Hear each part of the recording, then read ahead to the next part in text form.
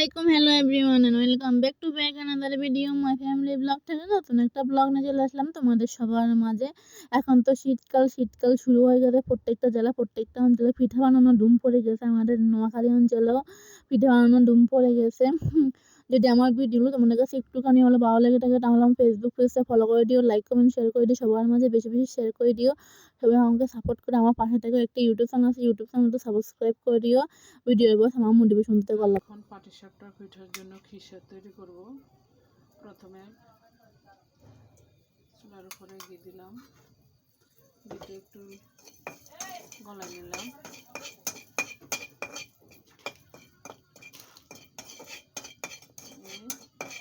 একটু গলায় নিলাম।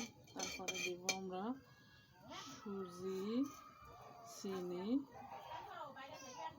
চাউলের গুঁড়ো, তিনটা মিলে একত্রে একটু ঘিয়ের মধ্যে টালে নেব। তারপরে টালা হয়ে যাবে আমাদের 2 মিনিটের মধ্যে। টালা হয়ে গেলে আমরা দেব একটু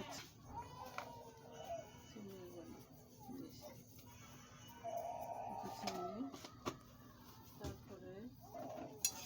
তারপরে দেব দুধের গুঁড়া, এই ডানো 1 নম্বর ফুল ক্রিমযুক্ত দুধের গুঁড়া দিচ্ছি।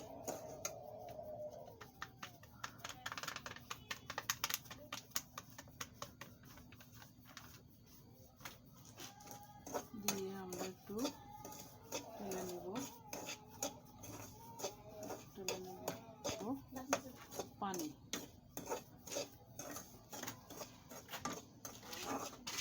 এখন দিয়ে দিচ্ছি পানি।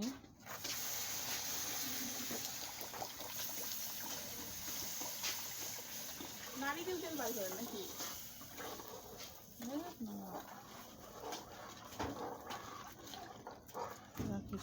এখন পানি দিয়ে দিচ্ছি, পানিগুলো ফুটবে, সুজিগুলো সিদ্ধ হবে।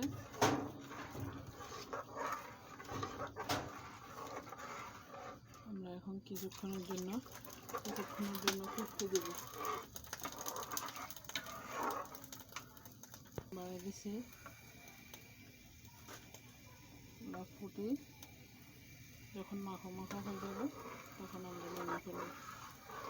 আমরা তো এইভাবে খিসা তৈরি করি। তোমরা কে কীরকম খিসা তৈরি করো সেটা আমাদেরকে কমেন্ট বক্সে জানাই দিও। আবার ইয়ে দিছে। দেখো বন্ধুরা, আমার খিসাটা কতটুক গাঢ় হয়ে গেছে, দেখতে অনেক মজাদার, লোভনীয় লাগতেছে।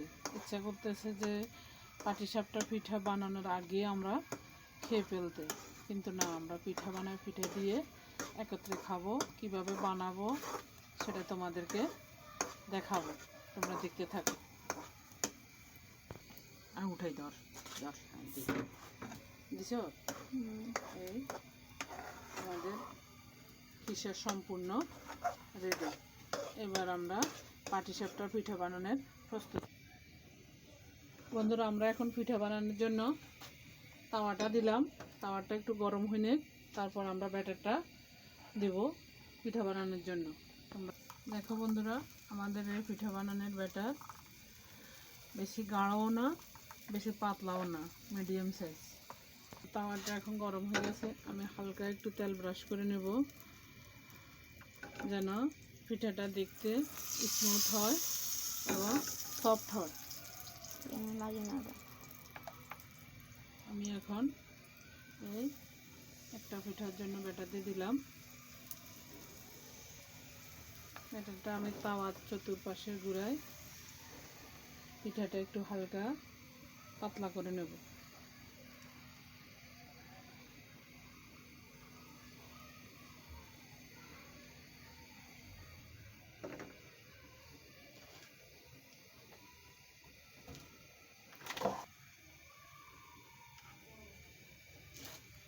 দেখো, আমরা যে খিসা তৈরি করছি, খিসাটা এখন আমরা পিঠার মাঝখানে দিয়ে দেব।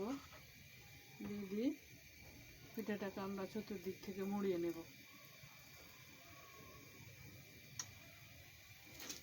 তবে আমরা এখন দেখো পিঠাটা মুড়িয়ে নিচ্ছি।